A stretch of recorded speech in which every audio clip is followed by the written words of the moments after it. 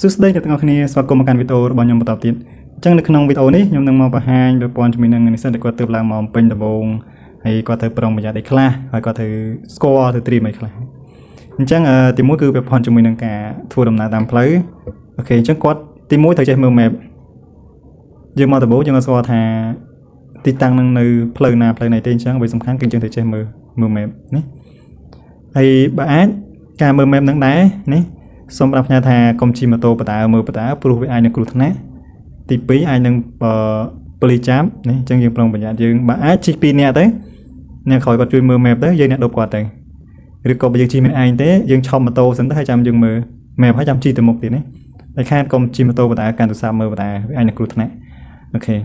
អញ្ចឹងចំណុចទី1ត្រូវចេះមើល map ចំណុចទី2គឺត្រូវចេះស្គាល់ត្រូវចេះមើលពី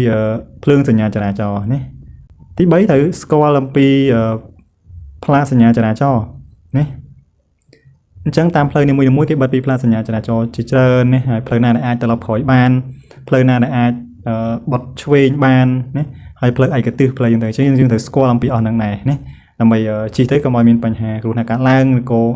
មួយទៀតកុំឲ្យមានប៉ូលីសចាប់អាចនឹងអស់លុយអូខេចំណុចទី3គឺយើងត្រូវព្យាយាមរកបន្ទប់ជួលនៅក្បែរសាលាកាន់តែល្អដើម្បីឲ្យជៀសវាងការធ្វើដំណើរឆ្ងាយនេះអញ្ចឹងព្យាយាមរកបន្ទប់ជួលនៅក្បែរសាលាបើអាចហើយចំណុចទី4គឺប្រព័ន្ធជាមួយនឹងការនៅបន្ទប់ជួលដែរមកភ្នំពេញដំបូងជៀសវាងការនៅម្នាក់ឯងនេះយើងនៅជាមួយមិត្តភក្តិទៅបាន2នាក់3នាក់អីចឹងទៅដើម្បីជួយមើលថាគ្នាទៅមកណាពេលយើងនៅតែឯងវារៀងស្ងាត់ដែរយើងមកពីខេត្តហើយមកដល់ពេញភ្លាមនៅតែឯងភ្លាមមិនទាន់ត្រឡប់នៅពេញផងនៅតែឯងទៀតកំសត់កំរនេះមានបញ្ហានឹងនិយាយជាមួយពីណាតែឯងអញ្ចឹងមកដំបូងគឺព្យាយាម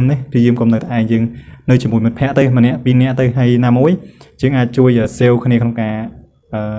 ចេញថ្លៃបន្ទប់វិញទៅវាអស់ម្នាក់ទៅអញ្ចឹងទៅបើយើងនៅតែឯងយើងរ៉ាប់រងតែឯង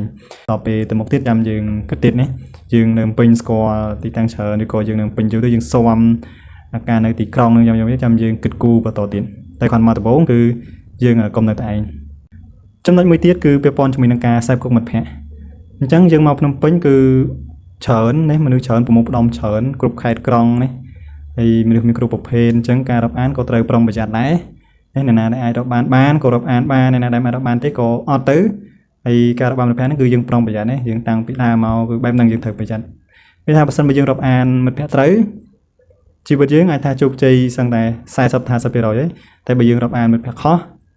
អាចនឹងទីយើងទៅជាមួយដែរណាអញ្ចឹងត្រូវប្រុងប្រយ័ត្នអញ្ចឹងកន្លែងហ្នឹងខ្ញុំគិតថាគ្នាយើងទាំងអស់គ្នាក៏អាចនឹងដឹងដែរពាក់ព័ន្ធជាមួយនឹងការសេពគុកមិត្តភក្តិណា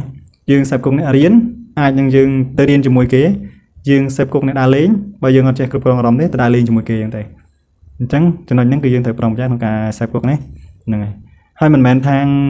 អ្នកដែលមិនល្អយើងមិននិយាយរមិនរាប់រយត្មងទេអត់ទេគាត់ថាយើងកុំសាសនាជាមួយគាត់ខ្លាំងពេកណាហ្នឹងហើយគាត់ព្រោះដើរលេងវិញយើងអាចថាឆ្លើយតបទេបានក៏ឆ្លើយទៅយើងកុំទៅជ្រើមជ្រួលអីហ្នឹងហើយអញ្ចឹងការរាប់អានមិត្តភក្តិហ្នឹងគឺវាសំខាន់សម្រាប់យើងណាហ្នឹងហើយអញ្ចឹងខ្ញុំមានចំណុចប៉ុណ្ណឹងនៅក្នុងវីដេអូហ្នឹងហើយយើងជួបគ្នានៅវីដេអូបន្តទៀតអរគុណច្រើន